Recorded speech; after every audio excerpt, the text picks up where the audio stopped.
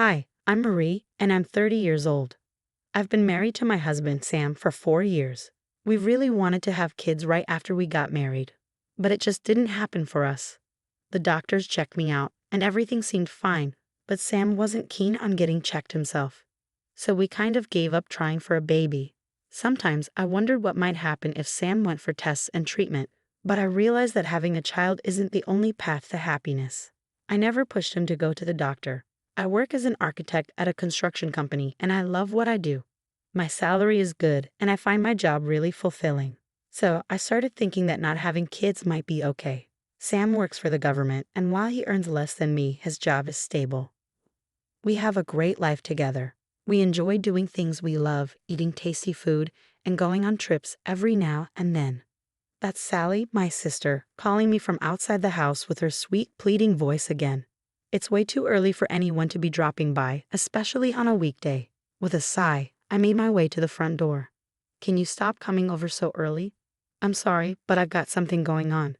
Can you take care of Annie again? I looked after her just the other day, remember? Please, I need your help. Sally, who's 3 years younger than me, became a mom to Annie 4 years ago through a sudden marriage that didn't last long. Now she's raising Annie on her own. Lately, she's been relying on me to babysit several times a week for even the smallest reasons. It's urgent. I had no other choice, right? I have work too, but you're working from home, Marie. Just let her nap next to you, please, she asked, already placing Annie's things at the door as if it's already decided. Feeling unable to say no, I sighed and agreed to watch my niece. Thanks, I'll pick her up later, Sally said happily as she left. She was dressed up, wearing a short skirt. I wondered what she was up to. Watching her walk away in her high heels, I felt a mix of emotions. My 4-year-old niece is such a calm and easy child to care for.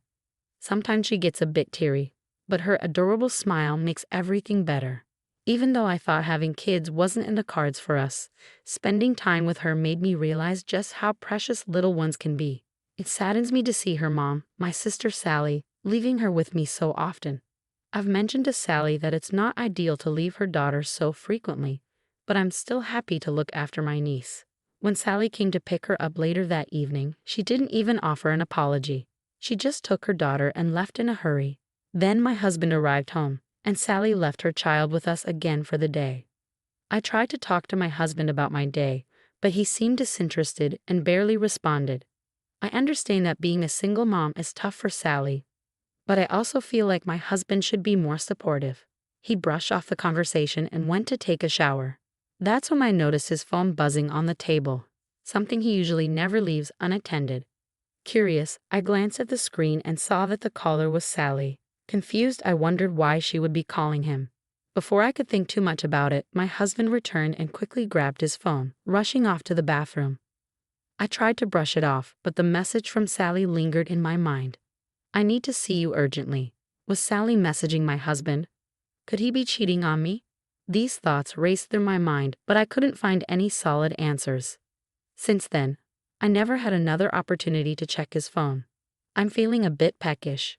Oh, sorry, sweetheart, I got distracted, I said as I lifted my niece into my arms.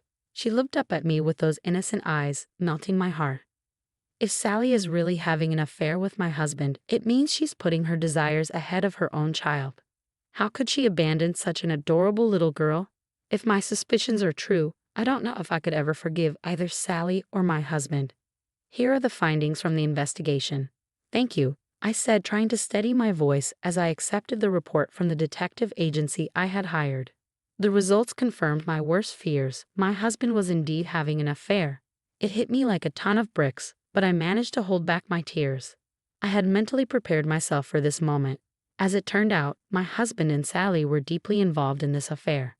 It wasn't just a one-time mistake or a brief lapse in judgment. They had been meeting several times a week, going to great lengths to cover their tracks. Looking back, I recalled how my husband, typically punctual and returning home from his government job, suddenly started working late on the days Sally brought my niece over. He always had some excuse ready to defend Sally's actions when she left her child with us. Why hadn't I noticed these patterns before? They both often came home at the same time, but I never connected the dots until now. Receiving the report, I was overwhelmed with uncertainty about what steps to take next. Should I confide in my parents or confront both of them? But before anything else, my niece came to mind. You're having an affair, aren't you? I confronted my husband abruptly, catching him off guard. What? No, what are you talking about? Don't spout nonsense, he retorted, clearly taken aback by my accusation. You're cheating with Sally, aren't you? I pressed, my certainty leaving him visibly flustered, his eyes darting around as if searching for an escape from the truth. Too late, I already know everything. Let's get a divorce, I declared firmly, his face flushed with anger at being labeled as the lowest of the low. But as I confronted the reality of my husband's affair with Sally, a cold numbness overtook me. I felt indifferent, detached from the situation. Both Sally and my husband seemed despicable for their betrayal. Despite being entitled to compensation in a divorce court, I couldn't bear the thought of my niece suffering. So I made the decision not to pursue compensation from Sally and to keep the affair a secret from our parents. Let me think about it. It's all so sudden, my husband replied, trying to regain his composure. Reluctantly, I agreed to give him time to process everything. Little did I know, it was a mistake. The next day, he didn't return home at his usual time. I waited anxiously, wondering if he and Sally were scheming something together. Despite my concerns, I chose to wait without reaching out to him. I was startled by the sound of a child crying nearby. Stepping outside, I couldn't believe what I saw. Annie, my niece, wrapped in a blanket, stood alone in front of my house, looking lost. My heart sank as I watched Sally and my husband speed away in their car. I hesitated for a moment, torn between chasing after them and staying with Annie, who was crying inconsolably. In the end, I couldn't leave her behind, so I stayed and watched their car disappear into the distance. How could they abandon a child like that? What if something terrible had happened to Annie while they were gone? The mere thought sent chills down my spine, filling me with anger towards the two people who could so callously neglect their responsibilities. They weren't human, they were monsters. As I lifted Annie into my arms, I noticed several papers bundled up with her blanket. Among them were divorce papers with my husband's signature and letters from both him and Sally. They apologized for their actions, expressing their love for each other and their desire to be together. They left Annie in my care. Reading those words filled me with a tumult of emotions, frustration, anger, and a profound sense of betrayal. Unable to contain my feelings any longer, I broke down in tears, overwhelmed by the sudden and drastic turn of events. I decided to confide in my parents about everything that had unfolded, including Annie being abandoned. They rushed over as soon as they could. Through tears, I showed them the evidence of Sally and my husband's affair, explaining the whole situation. Mom hugged me tightly, offering comfort, while Dad's hands trembled with anger. "What's your plan now?" Dad asked, his voice tense with emotion. "I'm filing for divorce," I replied firmly. "Good, that's the right decision. We'll need to discuss this with your husband's parents as well," Dad insisted. My parents were determined to sever ties with Sally. They made it clear that even if she sought refuge with them, they wouldn't offer any help. "Annie is our precious granddaughter. We'll take care of her," Dad declared, his gaze resting on Annie, who was peacefully sleeping. Mom's eyes were downcast, tears welling up. "No, I'll take care of her," I asserted, my decision unwavering. "You don't have to do that. Consider what they've done." "You don't owe them anything," Mom urged, concerned that I might be swayed by Sally and my husband's letters. But my resolve was firm. "Annie is incredibly dear to me. I see her as my own child. I want to adopt her," I explained. My parents seemed troubled but respected my decision. They assured me of their support and urged me to consult them whenever needed, which brought me some comfort. The next day, I decided to inquire about my husband's whereabouts at his workplace, only to discover that he had already resigned. I was certain he had vanished without a trace. When I checked our bank account, it was wiped clean. I couldn't help but be impressed by how swiftly he had managed to empty it all in just one day. However, only a small portion of the money, which was in an account my husband had easy access to, had been withdrawn. The rest of our savings were safely tucked away in another account. I had made the decision to transfer the funds as a precaution, and now I was grateful for that foresight. It was a small move on my part, but it saved us from financial ruin. I also reached out to Sally's ex-husband, hoping he might want to be involved in his daughter's life, but he showed no interest. It pained me to think about my niece's situation, but I was determined to give her all the love and care she deserved. After finalizing my divorce, I officially adopted my niece. Together, we embarked on a fresh start in a new location. Life presented its challenges, but it was also filled with joy. My niece taught me the highs and lows of parenthood, and as the years went by, I cherished every moment, especially the day she called me Mom for the first time. Despite the hardships we faced, the love I felt for my daughter gave me strength to persevere.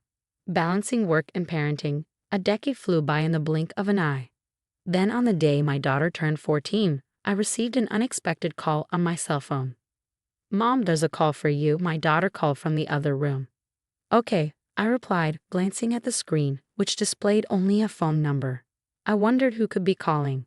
Curiosity piqued, I answered, and a familiar voice greeted me from the other end. "Hi Marie, it's Sally. It's been a while." It was Sally. Even after all these years, she spoke as if nothing had changed. Her casual tone made their sudden reappearance feel surreal. "Mom, are you okay?"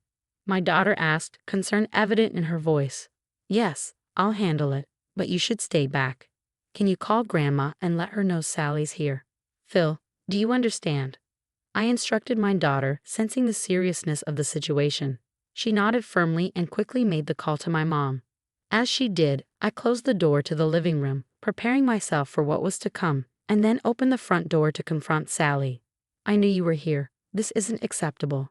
You're disturbing the neighbors," I stated firmly as I faced Sally, who stood on my doorstep. "Well, you took forever to answer the door. Isn't that right?" Sally retorted casually. "It's been too long." Behind Sally, my ex-husband stood awkwardly, a surprise I hadn't anticipated. The two of them, who I hadn't seen in a decade, looked different. My ex-husband appeared worn out, while Sally seemed to be trying to maintain a youthful appearance but instead appeared older than her years. "I'm not comfortable with this sudden visit. Please leave. I came for my daughter. Is she here?" I demanded.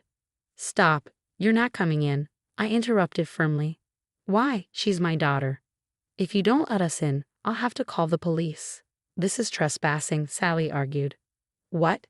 Sally's irritation at my firm refusal was evident as she raised her voice towards the house. "Hey Annie, you're in there, right? Stop this nonsense. Why are you interfering? Do you really think you're her real mom, Marie? You're nothing but a fraud. I'm the one who carried her in my womb and gave birth to her. A real mom is obviously superior." I wanted to retort to remind Sally of her decade-long absence and abandonment of Annie, but I hesitated, considering that my daughter might still harbor some curiosity about her biological mother. With that in mind, I found myself at a loss for words. Seeing my hesitation, Sally laughed triumphantly and pushed past me, striding into the house. "Annie, Mom." "Ha, you've grown up. I'm your real mom," Sally declared. Confused by the sudden intrusion, my daughter looked at Sally with a mix of fear and uncertainty. Sensing my daughter's unease, Sally's expression twisted into one of displeasure. "Has this woman been filling your head with lies about me?" "It's all untrue. She's the one who took you from me and pretended to be your mom." "I'm your real mother," Sally insisted, her gaze shifting from me to my daughter.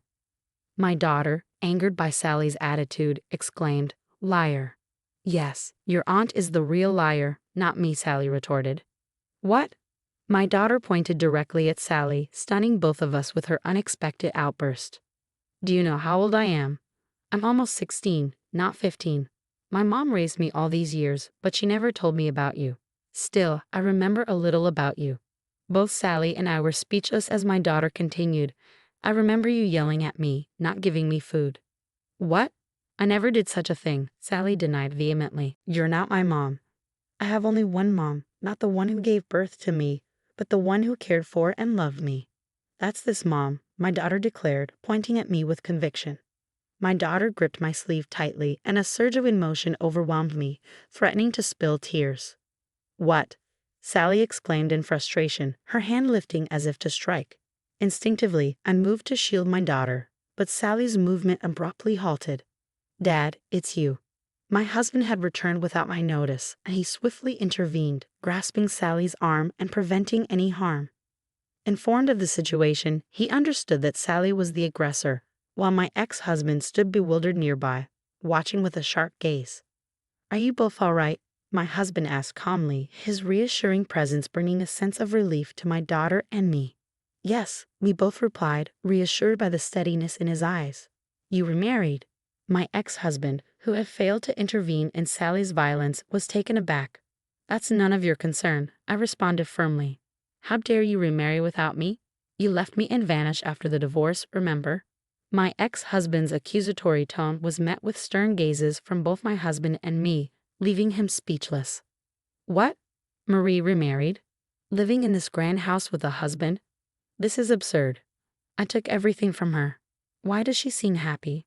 Sally's voice cracked as she screamed, her disheveled hair adding to her erratic appearance.